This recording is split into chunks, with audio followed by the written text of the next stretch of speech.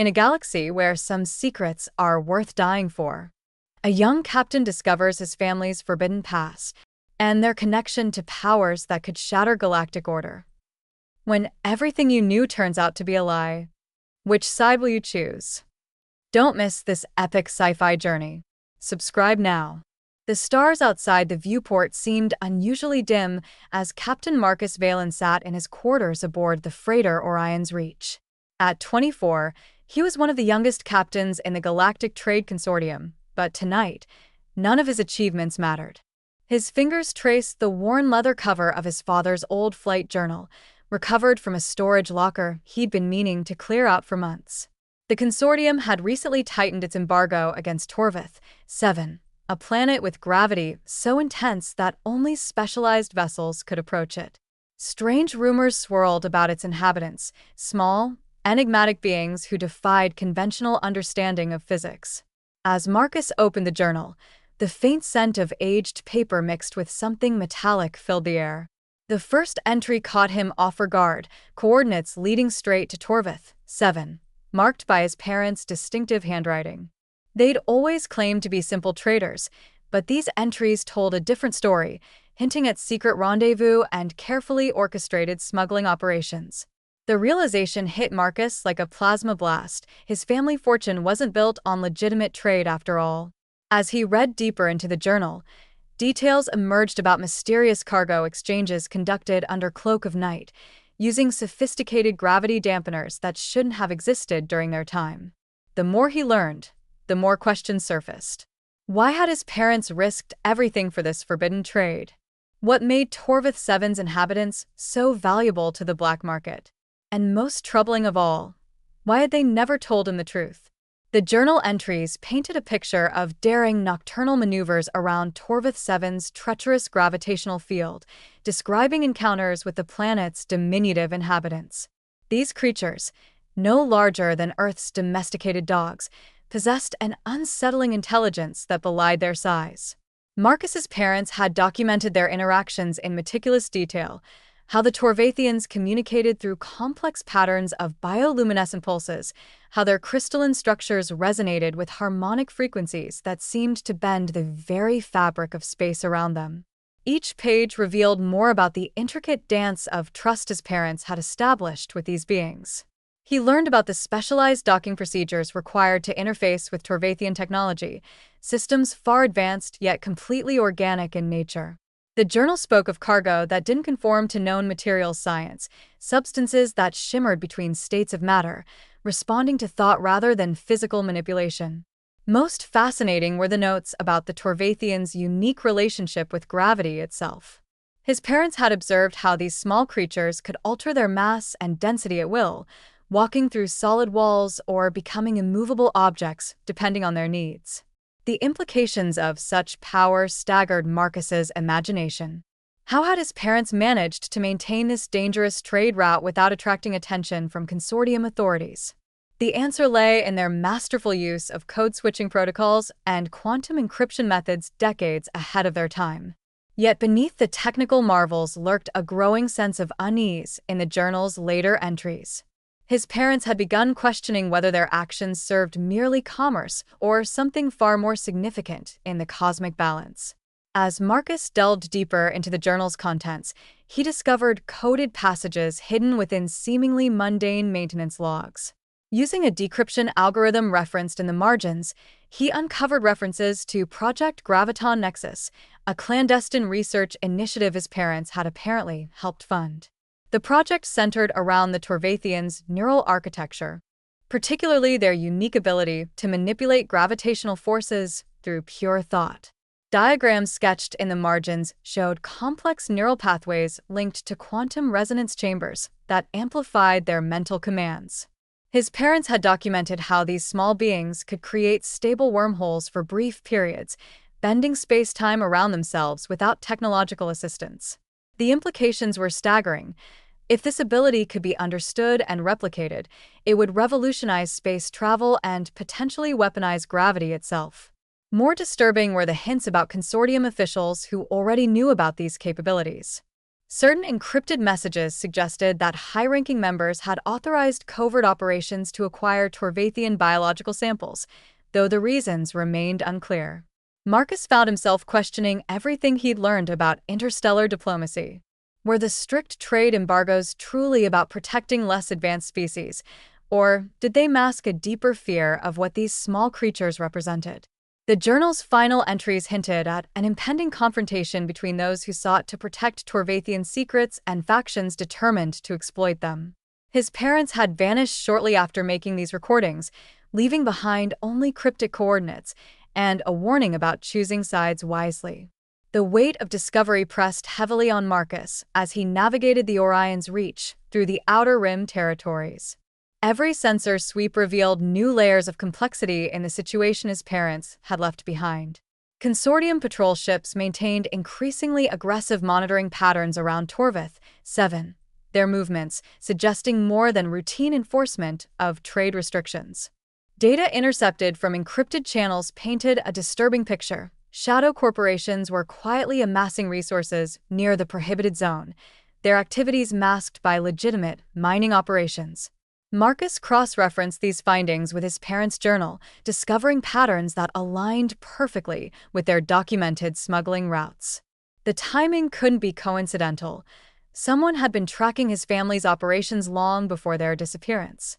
His ship's AI, normally stoic and efficient, began detecting unusual fluctuations in local gravity wells, subtle ripples that matched descriptions from the journal.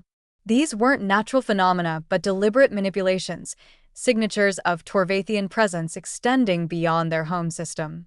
The realization struck Marcus like a thunderclap. The embargo wasn't just about preventing trade, it was containment. Someone in power understood exactly what these small creatures were capable of and feared their influence spreading. Each piece of evidence he gathered pointed toward a conspiracy that reached the highest levels of galactic governance. The question burned in his mind.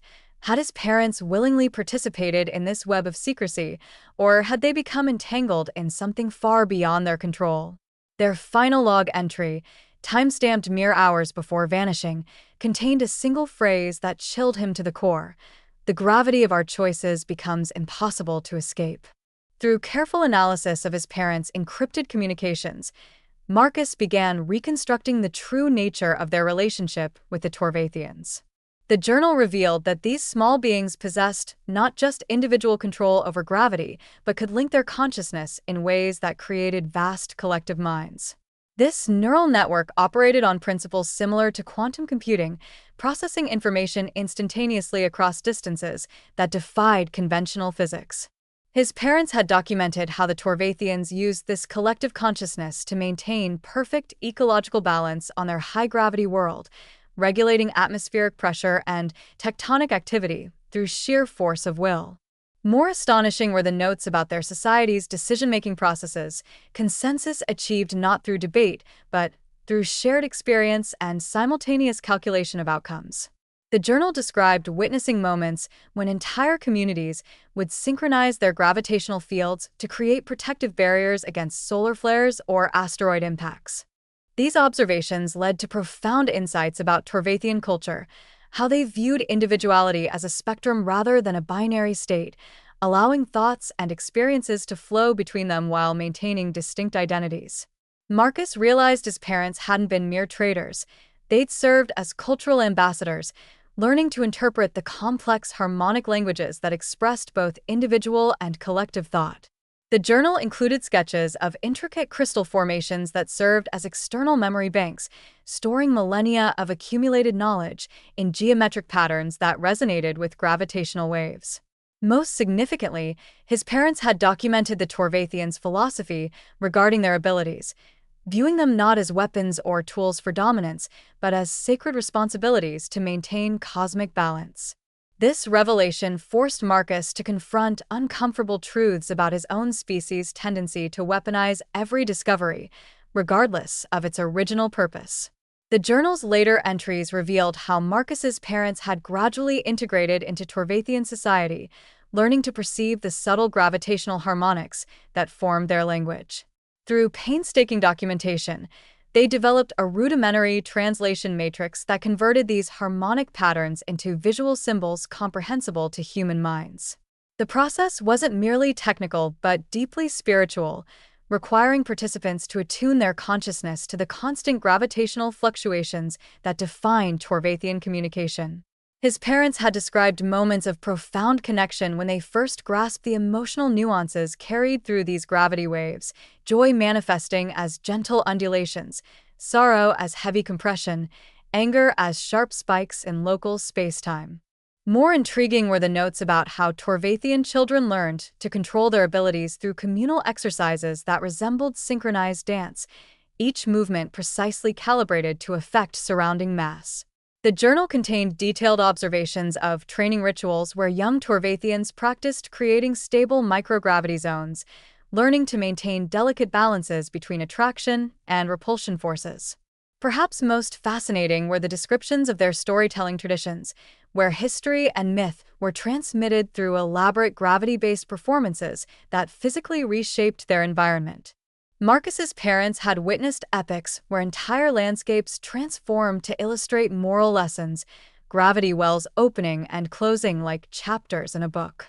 These narratives often centered around themes of responsibility and restraint, emphasizing the dangers of misusing their gifts.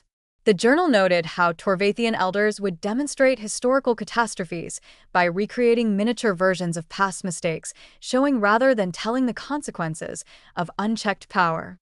Through these accounts, Marcus began to understand that true communication with the Torvathians required more than technological interfaces.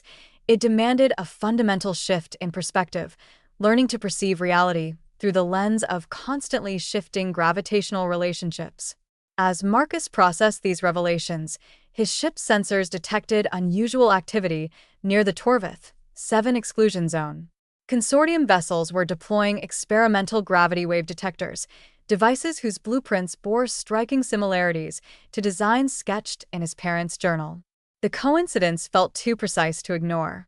Cross-referencing current events with historical data, he discovered a pattern of escalating military presence coinciding with periods of increased Torvathian activity. Official reports dismissed these occurrences as natural phenomena, but Marcus recognized them as signs of mounting tension. Intelligence briefings obtained through back channels revealed that several corporate entities had been secretly developing gravity-based weapon systems, citing defensive purposes, while clearly pursuing offensive capabilities. The situation grew more complex as Marcus uncovered evidence of splinter factions within the consortium itself, some advocating for peaceful integration with the Torvathians, others pushing for preemptive action to neutralize the perceived threat. His parents' final encrypted messages hinted at being caught between these opposing forces, torn between their loyalty to the Torvathians and their obligations to galactic authorities. The journal contained warnings about certain high-ranking officials who viewed the Torvathians' abilities not as wonders to be understood, but as vulnerabilities to be exploited. Most troubling were references to Project Nexus Phase 2, a classified initiative aimed at reverse engineering Torvathian neural structures to create artificial gravity manipulators. Marcus realized he was staring into a political vortex where every faction claimed moral superiority while pursuing their own agendas. The question gnawed at him. Had his parents sacrificed themselves to protect the Torvathians, or had they attempted to broker some dangerous compromise between competing interests? Their final transmission contained coordinates leading not to Torvath 7 itself, but to a derelict research station orbiting a nearby dwarf star, abandoned under mysterious circumstances decades ago. The derelict station loomed in Orion's Reach's viewports like a ghost from another era, its surface pockmarked with micrometeorite impacts and radiation scars. Sensors indicated life support systems still functioning in isolated sectors, despite official records stating complete decommissioning 50 years prior. Marcus's heart pounded as he matched coordinates from his parents' journal to the station's structural schematics. Certain sections corresponded exactly to locations mentioned in their final encrypted messages. Docking procedures revealed security protocols modified in ways that suggested recent activity, though automated systems insisted the facility remained empty. As he explored the darkened corridors, gravity anomalies became increasingly apparent, subtle shifts that resisted conventional explanation. Environmental readings confirmed the presence of Torvathian harmonic signatures, though no visible evidence of their presence remained. In the central research chamber, Marcus discovered experimental equipment that sent chills down his spine, neural interface arrays designed to amplify and redirect gravitational manipulation abilities. The technology bore unmistakable hallmarks of both human engineering and Torvathian organic design principles, suggesting unprecedented levels of collaboration. Data archives contained fragmented records of experiments that pushed ethical boundaries, documenting attempts to map Torvathian neural pathways onto artificial substrates. Most disturbing were the psychological profiles of test subjects, humans exposed to prolonged gravitational field manipulation, their minds permanently altered by exposure to forces beyond normal comprehension. The station's logs revealed how researchers had observed gradual changes in human perception of mass and space, leading to dangerous dissociative states. Some subjects reported experiencing reality as fluid constructs of gravitational relationships, unable to distinguish between physical objects and conceptual masses. Marcus realized this facility represented ground zero for the convergence of two radically different approaches to understanding gravity, one based on mathematical precision, the other on intuitive mastery. His parents' involvement must have centered around mediating this dangerous intersection of science and spirituality, attempting to prevent either side from claiming dominance over forces neither fully understood. Exploring deeper into the station's secured archives, Marcus uncovered classified files detailing Project Nexus's true objectives. The initiative wasn't merely about studying Torvathian abilities, but about creating hybrid systems that could combine their neural architecture with human technological innovation. Experimental logs documented successful creation of biomechanical interfaces that allowed limited gravity manipulation through neural implants, though the results proved unstable and unpredictable. Test subjects experienced severe cognitive dissonance as their minds struggled to reconcile conflicting perceptions of mass and space. The records showed how researchers had attempted to isolate specific neural pathways responsible for gravity control, hoping to replicate them in artificial systems. However, every attempt resulted in catastrophic feedback loops, suggesting the Torvathians' abilities depended on their collective consciousness rather than individual neural structures. Most concerning were the indications that certain corporate interests had begun exploring military applications, developing prototype weapons capable of generating localized gravity wells or sudden mass displacement fields. The potential for misuse became terrifyingly clear as Marcus reviewed simulations of these technologies deployed against civilian populations or planetary targets. His parents' final encrypted messages took on new significance. They had warned about factions within the consortium seeking to weaponize this knowledge, viewing the Torvathians' abilities as threats to be neutralized rather than mysteries to be understood. The station's main laboratory contained evidence of aborted attempts to create artificial gravity generators based on reverse-engineered Torvathian biology. Failed prototypes littered workstations, their crystalline structures cracked and darkened from catastrophic energy surges. Safety protocols indicated multiple containment breaches, though official reports listed these incidents as minor malfunctions. Marcus realized the true scale of danger, not just from the technologies themselves but from humanity's fundamental misunderstanding of what they sought to control. The Torvathians' abilities weren't mere physical phenomena to be dissected and replicated. They represented an entirely different paradigm of existence, one that challenged basic assumptions about matter, energy, and consciousness. The station's core laboratory held the most disturbing discoveries yet, evidence of live experimentation involving both Torvathian captives and human volunteers. Environmental controls had maintained conditions suitable for the small beings, though the confinement itself must have been torturous given their natural freedom to manipulate surrounding mass. Marcus found observational records documenting how researchers had attempted to force Torvathians to perform specific gravity manipulations under controlled conditions, measuring neurological responses to various stimuli. The cruelty inherent in these experiments struck him viscerally. Beings who viewed gravity as an extension of their consciousness reduced to performing tricks for scientific curiosity. Human test subjects fared little better, their minds subjected to artificial gravitational fields that disrupted fundamental perceptions of reality. Psychological evaluations revealed profound identity crises as participants struggled to reconcile their experiences with established physical laws. Many reported feeling their bodies transform into abstract concepts of mass and density, unable to distinguish between self and surrounding space. The worst cases involved irreversible neural adaptation, where subjects lost all ability to perceive gravity conventionally, perceiving themselves simultaneously as infinitely heavy and weightlessly insubstantial. Marcus uncovered evidence suggesting his parents had worked to sabotage certain aspects of this research, deliberately introducing errors into datasets and subtly altering experimental parameters. Their journal entries from this period spoke of mounting ethical dilemmas, torn between their scientific curiosity and growing horror at what they witnessed. The final days before their disappearance coincided with preparations for a major breakthrough: development of a neural amplifier capable of granting temporary gravity manipulation to human users. The implications terrified Marcus. If such technology fell into the wrong hands, it could destabilize entire star systems. His parents' last recorded conversation, recovered from secure archives, revealed they'd planned to destroy the research facility rather than allow its secrets to be weaponized. But someone had intervened first. Analyzing recovered security footage frame by frame, Marcus pieced together what happened during his parents' final hours at the research station. The recordings showed them working feverishly to disable critical systems, their movements synchronized with desperate efficiency. Emergency protocols activated throughout the facility as they triggered fail-safe mechanisms designed to purge sensitive data. But something unexpected occurred. Torvathian captives, previously believed contained, demonstrated coordinated resistance using their gravity manipulation abilities.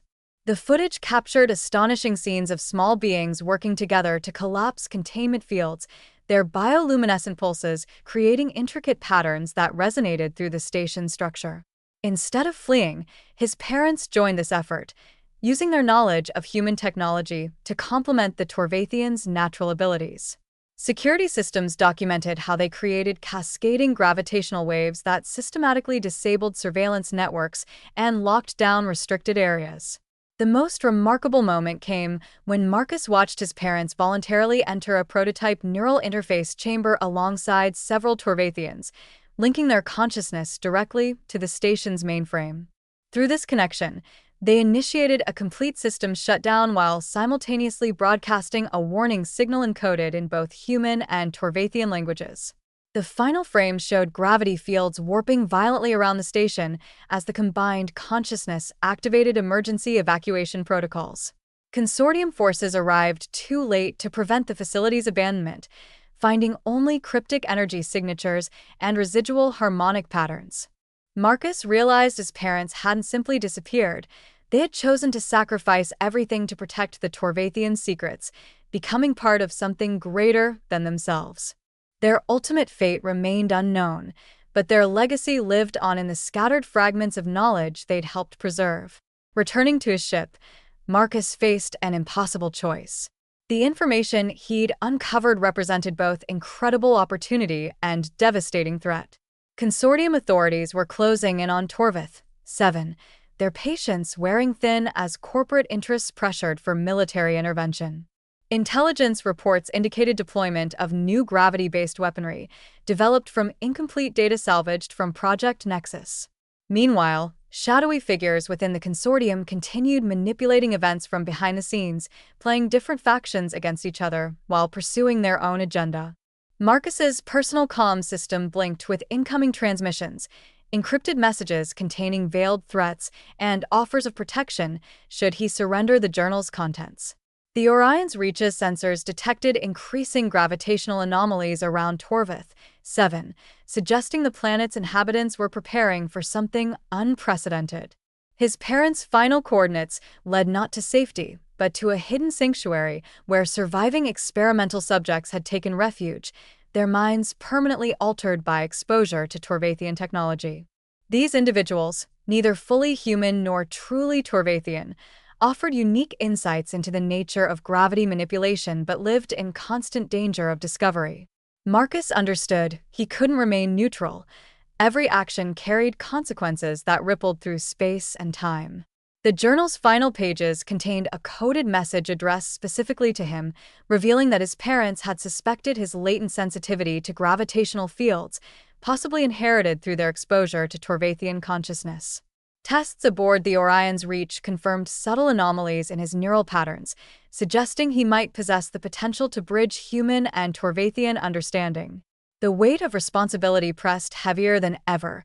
He could expose everything to the consortium, potentially triggering galactic-scale conflict, or attempt to continue his parents' work in secret, knowing full well the risks involved.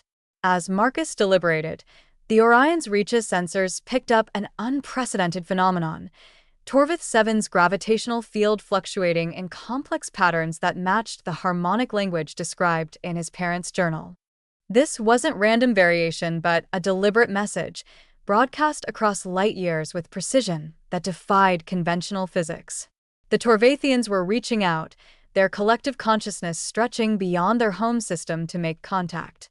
Decoding the message required combining his parents' translation matrix with real-time gravitational data, revealing an invitation rather than a warning. The small beings were aware of his presence and his connection to the researchers who had once worked among them. More surprisingly, they acknowledged his potential role as mediator between species, recognizing qualities in him that even he hadn't fully understood. The message contained coordinates for a secure meeting point, not on Torvath 7 itself, but at a Lagrange point where gravitational forces naturally balanced, creating neutral territory for unprecedented dialogue. Consortium forces were already moving to intercept, viewing this development as confirmation of Torvathian aggression rather than outreach. Corporate interests saw opportunity in this crisis, positioning themselves to exploit any technological breakthroughs that might emerge. Marcus realized the window for peaceful resolution was closing rapidly, squeezed between militaristic paranoia and profit-driven ambition. The hybrid individuals he'd encountered earlier reached out through secure channels, offering their unique perspectives shaped by both human and Torvathian experiences. They proposed a radical solution, establishing a diplomatic framework based not on traditional political structures, but on shared understanding of gravitational relationships. This approach would require redefining concepts of sovereignty and defense in terms that accommodated both species' fundamentally different perceptions of space and mass. The challenge extended beyond mere translation. It demanded creating entirely new paradigms of interaction that respected both technological and intuitive approaches to gravity manipulation. The chosen meeting point materialized in the viewport as a swirling nexus of gravitational currents, where space itself seemed to breathe in rhythmic patterns. Torvathian representatives approached in formations that defied conventional physics, their small forms creating interference patterns that bent light and distorted sensor readings. Marcus activated the neural interface his parents had helped develop, feeling for the first time the subtle gravitational harmonics that defined their language. The experience transcended mere communication. It was immersion in a reality where mass and consciousness intertwined seamlessly. Through this connection, he grasped the true scope of the Torvathians' offer. They proposed sharing their knowledge not as conquerors or victims, but as equal partners in shaping galactic destiny. The catch lay in humanity's readiness to accept such partnership on these terms, requiring fundamental shifts in how they perceived power, control, and responsibility. Consortium forces maintained perimeter positions, their weapons systems straining against the gravitational anomalies generated by the gathering. Corporate observers transmitted real-time data to their masters, calculating potential profits while remaining blind to the deeper implications of what transpired. Marcus understood the delicate balance he must maintain, translating not just words but entire worldviews between species while managing the explosive tensions building around them. The hybrid individuals proved crucial in this process, their minds already adapted to perceiving reality through both human and Torvathian lenses. They facilitated exchanges that went beyond surface meanings, helping both sides recognize shared concerns about stability and conservation of cosmic balance. As discussions progressed, a revolutionary concept emerged. Rather than imposing human technological frameworks on Torvathian abilities, they would co-develop systems that respected both approaches. This meant creating infrastructure that operated through conscious intention rather than mechanical control, blending neural networks with quantum computing in ways previously considered impossible. The implications extended far beyond gravity manipulation itself, suggesting new possibilities for interspecies cooperation across countless domains. In the end, Marcus stood at the threshold of a decision that would define his place in galactic history. The Torvathians awaited his response, their gravity-based language resonating through the meeting point's neutral space with patient expectation. Consortium forces maintained their perimeter, commanders demanding immediate access to the unfolding negotiations. Corporate interests threatened economic sanctions while covertly preparing to seize control of any technological breakthroughs. The hybrid individuals watched silently, their altered perceptions bridging worlds, but also highlighting the risks of merging incompatible paradigms. Marcus activated the final sequence of his parents' translation matrix, channeling not just their collected knowledge, but their unwavering commitment to mutual understanding. Through the neural interface, he broadcast his decision to establish a protected zone where human and Torvathian approaches to gravity manipulation could evolve together without exploitation or domination. This sanctuary would serve as both laboratory and embassy, governed by principles that respected both species' fundamental natures. The Torvathians responded with harmonic patterns indicating approval, their collective consciousness extending tentative connections to the human delegation. Consortium leaders protested, viewing this arrangement as unacceptable limitation on galactic authority. Corporate representatives immediately began drafting counterproposals focused on commercial applications. Yet Marcus understood something his parents had ultimately grasped, that true progress required setting aside immediate gains for long-term harmony. As gravity waves pulsed through the meeting point, carrying agreement and new beginnings, he finally comprehended the full weight of his inheritance. The choice his parents had made, sacrificing everything to protect this moment of possibility, now rested in his hands. The galaxy watched, unaware that its future hung in the balance of decisions made in this crucible of mass and mind. Remember, space explorers, the gravity of our choices shapes the cosmos. Subscribe now to witness how Marcus forges a new chapter in interspecies relations.